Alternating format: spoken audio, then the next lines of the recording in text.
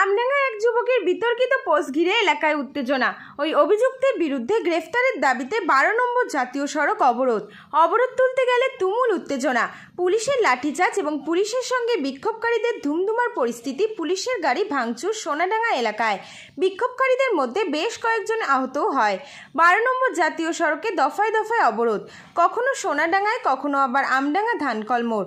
বিক্ষোভকারীদের দাবি অবিলম্বে অভিযুক্তদের গ্রেফতার করতে হবে, গ্রেফতার না করলে বৃহত্তর আন্দোলন করার হুঁশিয়ারি বিক্ষোভকারীদের।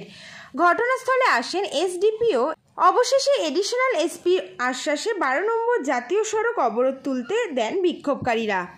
একটি ছেলে কি নাম আমি জানি না, ওকে আমাদের নবীজি কাল্পনিক ছবি দিয়ে তার লাঠি মারছে। এই ছবিটা মুসলিম হিন্দুদের দিয়ে তাদেরকে ডায়েরি করেছিল, এফআইআর করেছিল।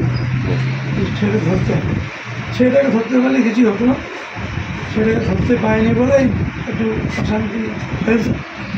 আমি আশা করি যারা এই সমস্ত জিনিস করছে তাদের সুবুদ্ধ হৃদয় হবে এবং শান্তি করবে।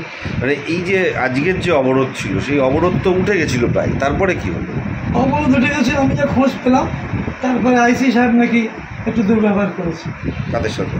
ওই আন্দোলনকারীদের। আচ্ছা, আমি যা শুনলাম, আমি জানি না, আমি দেখিনি। আচ্ছা, দুর্ব্যবহার করেছে, তার ফলেই এখানে আবার নতুন সোনাডাঙ্গা মোড়ে শেষ এখন বন্ধ আছে। সোনাডাঙ্গা মোড় পুলিশ ইনজিওর্ড আছে বলছে।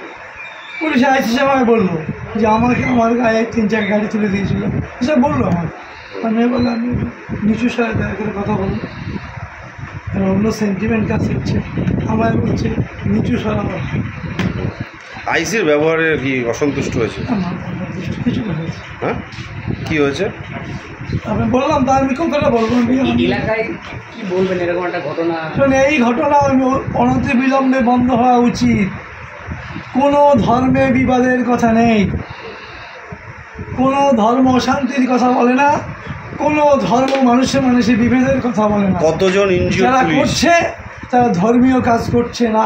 আজকের ঘটনায় কি পুলিশ অতি সক্রিয় মনে হয়? আজকের যে ঘটনা তো আমাদের এসপি সাহেব আমাকে ফোন করেছিল, এডিশনাল এসপিকে আমি ফোন করেছিলাম, এসপি সাহেব 2 বার ফোন করে। আপনি তো থানায় এতক্ষণ ধরে বৈঠক করলেন। আমি থানায় গেছি। কতজন পুলিশ?